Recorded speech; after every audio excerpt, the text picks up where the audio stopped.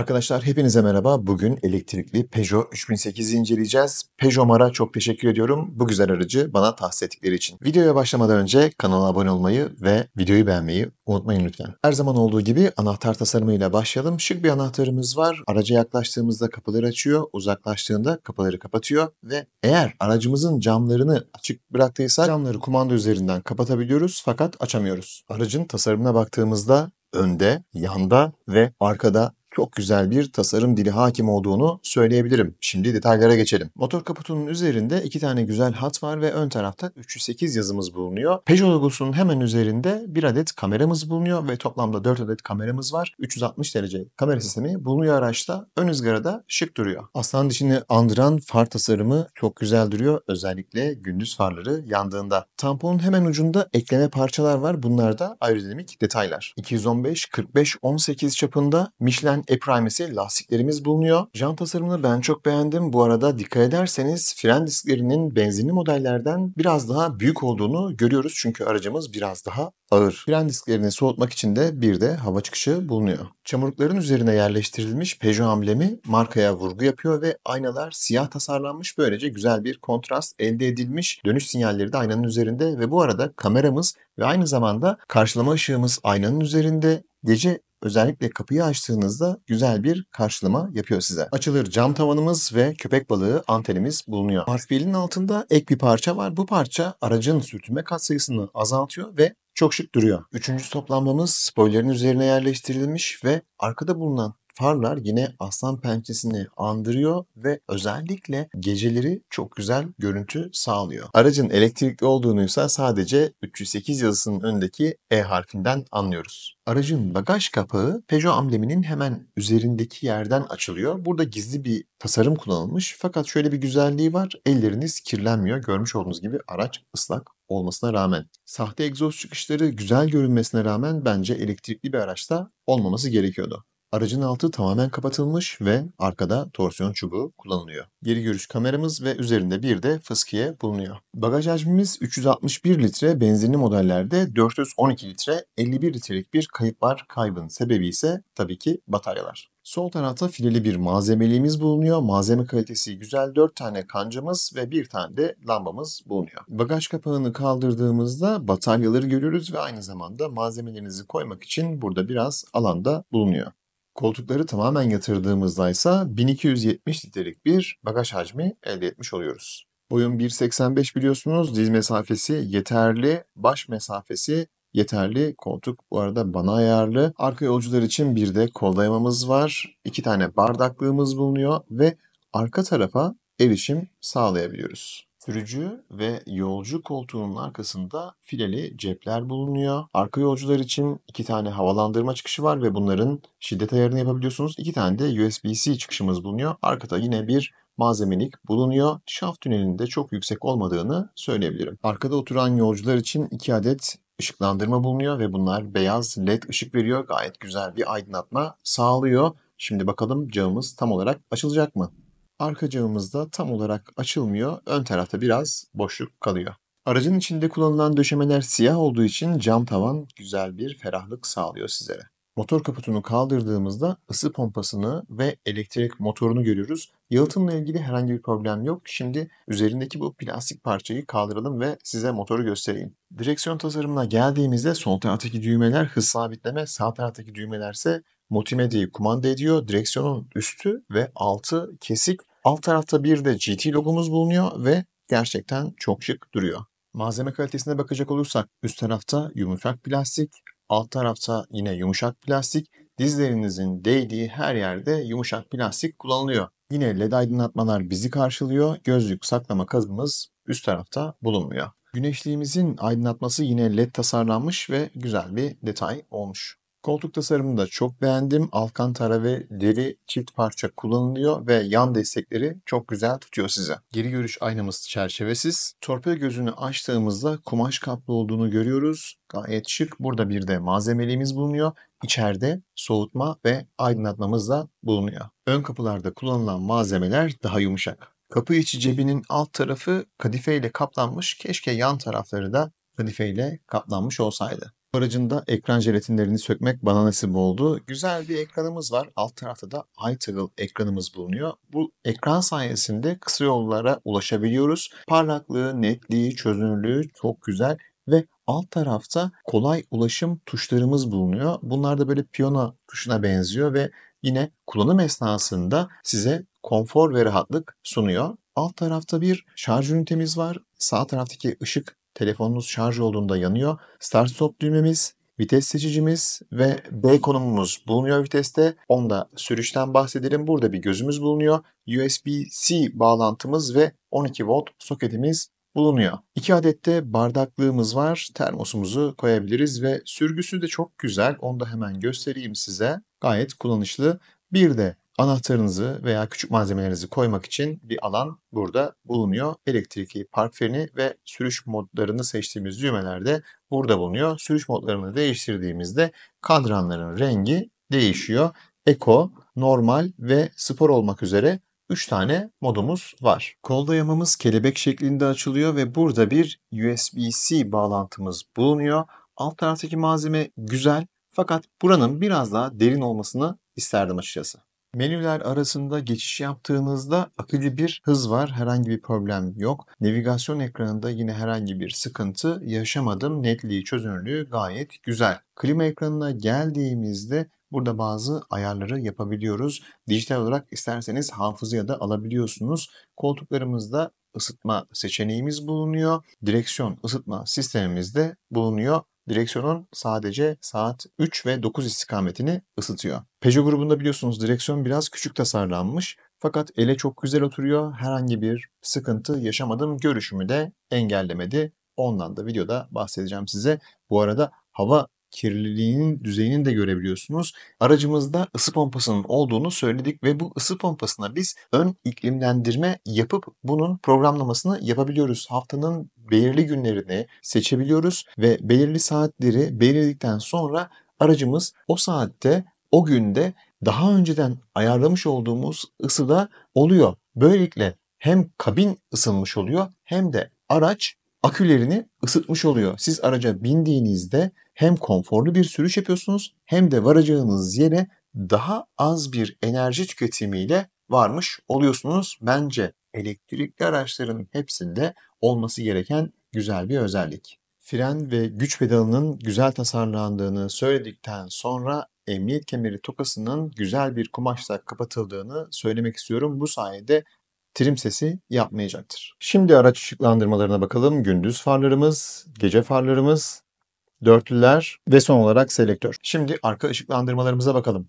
Frenler, dörtlüler, vitesi geriye aldığımızda sağ ayna aşağı iniyor bu arada. Geri ışıklarımız ve son olarak sis farlarımız. Sis farlarını lütfen gerekmedikçe kullanmayalım mesajını da verelim. Şimdi artık sürüşümüze geçebiliriz.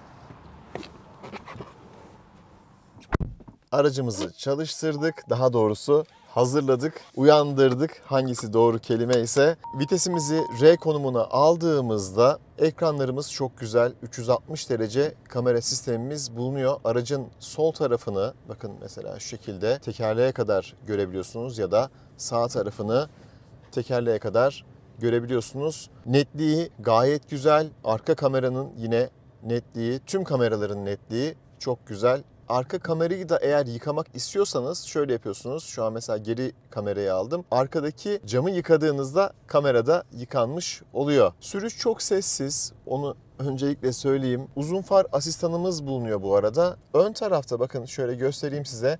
Frene bastığınızda bunu gösteriyor, simüle ediyor. Eğer vitesinizi B konumuna alırsanız, yani brake konumuna alırsanız şurada B sembolü çıkıyor. Bakın D'den B'ye geçiyor ve ayağınızı siz gaz pedalından, daha doğrusu güç pedalından çektiğinizde arka stop lambalarının da yandığını görüyorsunuz. Şu anda şarjımız %22. Ben bu aracı %56 şarjla aldım ve 83 kilometre yol yaptım. Dün 15,6 litreler civarındaydı. Daha sonra biraz böyle bayırlara çıktım. Orada biraz yükseldi. 17,5. Şimdi burada Rota 1'i biz sıfırlayalım. Rota 2'de zaten aynı bilgiler devam edecek. Test tüketimimiz ne olmuş onu da size söylemiş olalım. Kameramı ben her zaman göz hizama getirmeye çalışıyorum. Şimdi Peugeot grubunda genelde bu göstergeyle ilgili acaba ekranı engelliyor mu gibi sorular geliyor. Yorumlardan da bunu çok görüyorum. Arkadaşlar hani ben burada bir sıkıntı yaşasam emin olun size bunu söylerim. Niye bunun yalan atayım, niye böyle bir şeye gireyim? Şu anda vitesim B konumunda. Bakın ileride kırmızı ışık yanıyor. Ayağımı güç pedalından çektim. Kırmızı ışıklar yandı. Araç yavaşladı.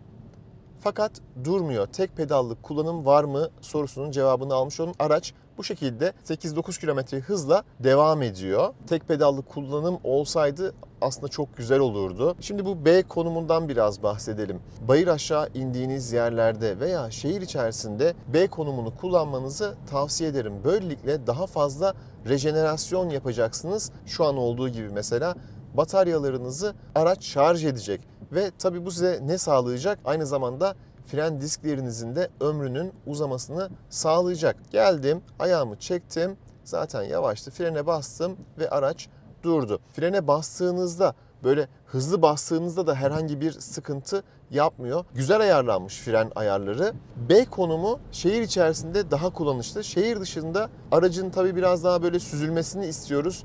Daha yüksek süratlerde gitmesini istiyoruz. O yüzden B konumunu şehir dışında muhtemelen ben kullanmazdım diye düşünüyorum. Şimdi aracın motor özelliklerinden biraz bahsedelim. 115 kW'lık 156 beygir gücünde bir elektrik motorumuz var. 3 tane kullanım modumuzun olduğunu söyledik. Şu anda ben Eco'ya aldım. Eco'ya aldığımızda motorun gücü 108 beygire, normale aldığımızda 136 beygire düşüyor ve Spor'a aldığımızda ise tam güç olan 156 beygiri bize veriyor. Bu arada torku da 270 Nm. 54 kWh'lik bir bataryamız var. Fabrika verisi, tüketim verimi ise 15.1 kWh. Bunu şöyle düşünebilirsiniz arkadaşlar. 54 litrelik bir yakıt deponuz var ve 100 kilometrede 15.1 litre yakıyorsunuz. Bu size ne sağlıyor? 400 kilometrelik bir menzil sağlıyor. Tabii ki bu %100 şarjdan sıfıra kadar olan süreç. Tabii ki siz aracınızı %100'den sıfıra kadar kullanmayacaksınız. Muhtemelen ne yapacaksınız? %20'de şarja bağlayacaksınız. %80'de şarjdan alacaksınız. Hem daha uzun bir batarya ömrü elde etmek için hem de %80'den sonra biraz daha uzun sürüyor şarj etmek. Neden? Bataryalar ısınıyor. Kimyasal reaksiyonlar biraz daha geç gerçekleşiyor. Hızlı şarjda %20'den 80'e 30 dakikada aracınızı şarj edebiliyorsunuz. Yine %20'den %80'e wallbox'ınız varsa evinizde 4 saat 40 dakikada şarj edebiliyorsunuz. Tam şarj etmek evde wallbox'ta muhtemelen 8 saat civarında olacaktır. Tabii ki burada şebekenin de önemi var. Eğer 3 fazlı güzel bir sisteme sahipseniz fabrika verilerini yakalarsınız. Altyapı buna müsait. 400 voltluk bir mimari kullanılıyor. Ben dün aracı %56 şarjla almıştım. Toplamda 86 kilometre yol kat ettim ve 17.6 şu anda tüketimim. Bu veriler de İstanbul içerisinde yoğun trafikte ve klimamızı açarak kullandık. Hemen şimdi klimadan da biraz bahsedelim. İklimlendirme sisteminden bahsedelim. Şimdi bu araçta bir ısı pompası var. Isı pompası nedir, ne işe yarar diye bir video çekmiştim. Opel Astra videosunda çok detaylı anlattım. Elektrikli araçlarda bence en önemli şeylerden biri ısı pompası, bir diğeri aracın rüzgar direnci. Bu aracımızın rüzgar direnç sayısı 0.227. Biliyorsunuz 0.30'un altı iyi bir değer. 0.27 olarak ya da 28 olarak kabul edersek iyi bir değer olduğunu söyleyebilirim. Zaten aracın altı tamamen kapalıydı. Aerodinamik de bir yapısı var. Tasarım olarak da baktığınızda aracın güzel bir tasarımı var. Biraz amortisörlerden bahsedeyim. Şimdi bu araç biraz ağır. Ne kadar ağır? O sorunun da cevabını verelim. 1684 kilogramlık bir ağırlığa sahip. Benzinli versiyon ne kadar ağırdı? 1291 kilogramdı. Yani 393, neredeyse 400 litrelik bir ağırlık var. Bu ağırlıktan dolayı dışarıda bahsettim, fren disklerimiz daha büyüktü. Amortisörlerimiz de biraz daha sert. Benzinli 308'in amortisörleriyle kıyaslayacak olursak elektrikli 3008 daha sert bir amortisöre sahip. Rahatsız ediyor mu?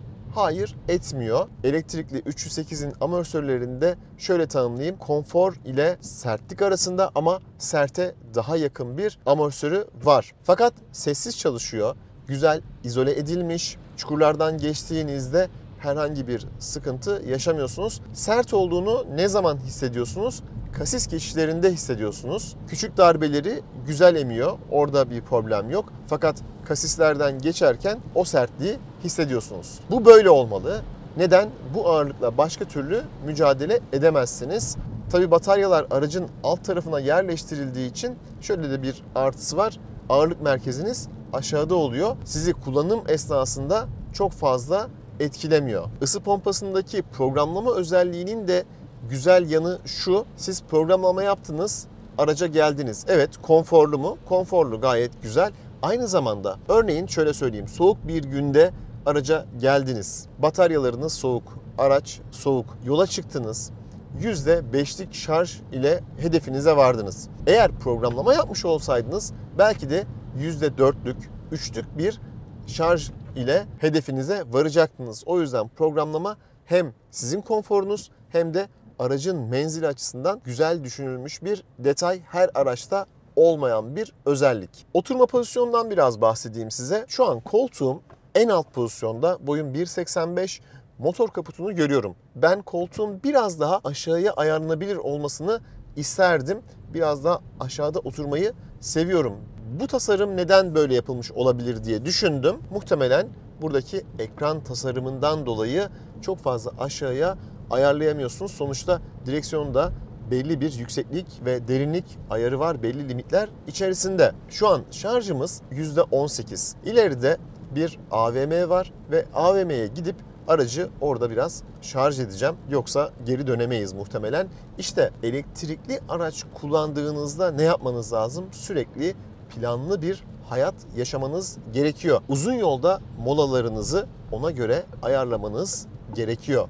Bu arada elektrikli Astra hemen sol tarafta park ediyor. Onun da test sürüşünü yapmıştık. O videonun da linkini bırakırım. İzlersiniz, zaten kardeş araçlar. Evet, aracı e-şarj istasyonunda şarj ettim. Kilowatt saati 7.9 liradan 16 dakikada %18'den %34'e getirdi ve 78 liralık bir maliyeti oldu bana. Tabii evinizde eğer aracınızı şarj ederseniz çok daha düşük maliyetlere şarj edeceksiniz. %34'lük şarj ile de 98 kilometre yol alabileceğimi gösteriyor. Menüler içerisinde enerji akış menüsü var. Burada bataryaların şarj durumunu veya ayağınızı şöyle çektiğiniz zaman güç pedalından bataryaları aracın şarj ettiğini görebiliyorsunuz. İstatistiklere geldiğinizde enerji tüketiminizi görebiliyorsunuz. 30 dakikalık, 60 dakikalık ve 180 dakikalık size burada ekranda grafik olarak çiziyor. Şarj ederken de buradan takip edebilirsiniz aracın içerisinden. Uygulama üzerinden de zaten şarjınızı görebiliyorsunuz. İlla aracın başında beklemenize gerek yok. Uygulama üzerinden de şarj işlemini sonlandırabiliyorsunuz. Öndeki ekrandan biraz bahsedeyim size. Bakın mesela navigasyonu buraya taşıyabiliyorsunuz. Hız ve güç göstergesi ile kullanabiliyorsunuz. Multimedyayı bağladıysanız onu burada görebiliyorsunuz. Aracımızda Apple CarPlay ve Android Auto kablosuz olarak bağlanabiliyor. Şimdi burada güzel virajlar var.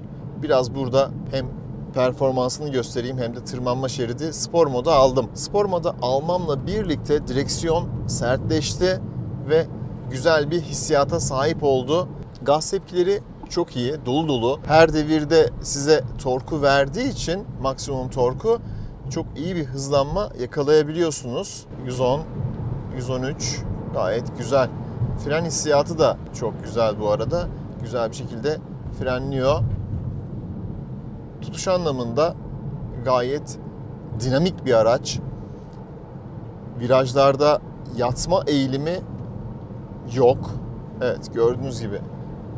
Anca çok zorladığınızda araç sağa sola hafif böyle yatıyor. Amortisörleri güzel ayarlanmış. Müzik sisteminin bir performansına bakalım. Aracın müzik sistemi yeterli diyebileceğim düzeyde. Daha iyi bir ses sistemini kesinlikle hak ediyor bu araç. Opsiyon olarak da ne yazık ki Türkiye'ye gelmiyor. Yeterli mi? Yeterli. Ama daha iyisini isterdim açıkçası. Aracın güvenlik sistemlerinden biraz bahsedeyim size. Geri çıkarken eğer bir araç gelirse kendisi otomatik olarak fren yapıyor. Önünüze bir araç yaya çıkarsa otomatik olarak fren yapıyor. Kör nokta sistemi gayet güzel çalışıyor. Şerit ortalama sistemimiz var. Aracı şeridin ortasında tutuyor ve virajları alıyor. Matrix LED farlarımız var ve güzel bir aydınlatma size sunuyor. Adaptif hız sabitleme sisteminin durma kalkma özelliği var. Şehir içi kullanımlarda ve tabii ki şehir dışında da bu size çok güzel kolaylıklar sağlıyor. Hem konfor hem de ekonomiyi beraberinde getiriyor. Tabii ki güvenliği de beraberinde getiriyor. Ölçümlerimizi yapalım. 90, 53 desibel, 100, 54 desibel, 110 hala 54 desibel, 120'de 56 desibel ölçtüm. Ne kadar sessiz olduğunu görmek için Instagram'daki tabloma bakabilirsiniz. Gayet iyi. Çok sessiz bir araç. Zaten motordan bir ses gelmiyor. Fakat ses yalıtımı da iyi yapılmış. Şöyle biraz yüksek süratlere çıkalım. 130'da sıkıntı yok. 150'de biraz gelmeye başladı. 130-140'larda dahi sessiz araç. Çok fazla hızlanamıyorum trafikten dolayı. Aracın maksimum hızı da 170 ile sınırlandırılmış. Bunu da eklemiş olayım. Bunun sebebi de tabii ki bataryaları korumak bir yanda. Spor moddayım. Çekiş kontrolü kapattım. 0-100 yapacağım. Şimdi.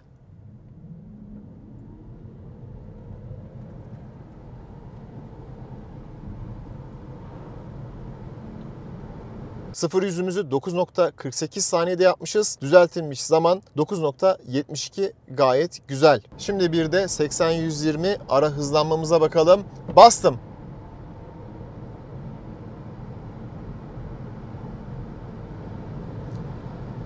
Ara hızlanmamız 6.84 saniye, düzeltilmiş zaman 6.88, gayet başarılı. Bir de frenlerimize bakalım.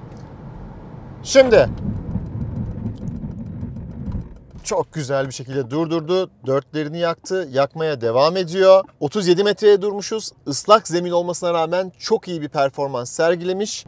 Burada güzel virajlar var. Şöyle deneyelim, biraz aracı zorlayalım. Evet. Gayet güzel. Yoldan kopmuyor. ESP devreye girmedi. Bozuk asfalt. Evet, kopmadı. Gayet güzel. Virajlarda çok iyi tutuyor. Bu arada koltuklar da çok güzel tutuyor sizi. Aracın burada bir kasis ama güzel durdu. Dörtleri yaktı. Gerçekten araç güven veriyor size. Hoşuma gitti. Bu performans güzeldi. Aracın sadece gitmesi değil, mesele durması da önemli ve durduğunu da görmüş olduk. Bu arada kasisten nasıl geçiyor onu da söyleyeyim tekrar. Bakın, geldim, biraz sert. Evet. Konforsuz kesinlikle değil ama daha sert bir süspansiyonu var. Benzinli 308'e göre. Fakat çok sessiz. Bu arada trim sesi olarak herhangi bir yerden trim sesi almadım. Onu da belirtmiş olayım size. Karadeniz'in dev dalgalarını size göstereyim ve dönüşe geçelim artık. Ağaçlı'ya geldik. Çok sevdim bu rotayı. Bundan sonra burayı kullanacağım. Kötü bir zeminden geçiyoruz. Bakın şu an mıcırlı. Fakat lastiğin atmış olduğu o taşlar rahatsız etmiyor. Güzel bir izolasyon burada da yapılmış. Amortisörler sessiz demiştim. Bakın buralardan yine geçerken, bozuk satıklardan geçerken amortisörler çok sessiz çalışıyor. Konfor anlamında bu gerçekten güzel olmuş. Şimdi ekrandan biraz bahsedeyim size. 3 parmağınızla dokunduğunuzda ana ekrana geliyor. Bu güzel. ADAS ayarlarına buradan girebiliyoruz ve burada trafik levha uyarılarını kapatabiliyoruz. Sürücü dikkat uyarısı ya da diğer ayarları buradan yapabiliyoruz. Araçta kablosuz internet bağlantısı olduğunda OK Peugeot ya da buradaki düğmeye, direksiyon üzerindeki düğmeye basarak bazı komutları verebiliyorsunuz. Ne gibi? Sıcaklığı 21 derece ayarla gibi. Navigasyon ekranı Apple CarPlay'de de güzel çalışıyor. Ana ekrana geldiğinizde burada yine kısa yollar var. Sıcaklık ayarınızı burada hızlıca yapabiliyorsunuz. Sola kaydırdığınızda farklı bir menü geliyor. Burada koltuk ayarları ve şarj durumunu yine size gösteriyor. Bir tane daha sola kaydırdığımızda burada da Apple CarPlay ekranını görmüş oluyoruz. Ben ekranın kullanımını gerçekten beğendim. Biraz tüketimimizden bahsedelim. 21.7 kW yakmışım. Tabii ki performanslı sürüşler yaptım. Bence normal fabrika verisi zaten 15.1'di. Bence güzel bir değer. Uzun rotada ne yakmışız? Toplamda 130 kilometrede 19 kWh yakmışım. Yine tabii buna test tüketimi de dahil. Peugeot grubunda sevdiğim bir şey ön cam yıkama, onu da göstereyim. sileceğin üzerine monte edildiği için fıskiyeler diğer araçları ya da yolcuları ıslatmıyorsunuz. Bataryalarımızın düşük şarj ikazı geldi ve navigasyonda da yakında şarj istasyonu aransın ve yol tarifi alınsın mı uyarısı geldi. Araya bastım. Şarj istasyonlarını burada gösterdi. Bu da güzel bir özellik olmalı. Elektrikli bir araç kullanıyorsanız mutlaka plan yapmalısınız. Aracı teslim etmek için Maruta'ya yaklaştım. Şimdi neler yakmışız size ondan bahsedeyim. Kısa rotada, yani bugün yapmış olduğum bu test rotasında 18.3 kW yakmışım. 72 kilometrede yol yapmışız. Uzun rotada, yani dünden bu yana yapmış olduğum sürüşte toplamda 155 kilometre yol yapmışım ve 17.8 yakmış. Ben 15.6'yı görmüştüm dediğim gibi. Tüketim verisi olarak fabrika verilerine yaklaşabiliyorsunuz. Benim için güzel bir test oldu. Peugeot hemen devlet hastanesinin yanında, mutlaka gelip test sürüşü yapmanızı tavsiye ederim. Sizlere de tavsiye edebileceğim bir otomobil oldu. Bu arada şarjım %10'a düştü ve 28 kilometrelik bir menzil gösteriliyor. Bu değerler bize gerçekçi verilerin yansıtıldığında göstermiş oluyor. Şimdi aracımızı park edelim. Bu 360 derece kamera sistemi gayet güzel. Tekrar söylüyorum. Direksiyon da bu arada çok yumuşak. Bu testten benden bu kadar. Sorularınız varsa mutlaka yoruma bırakın. Bir sonraki videoda görüşünceye dek hoşça kalın, sağlıcakla kalın.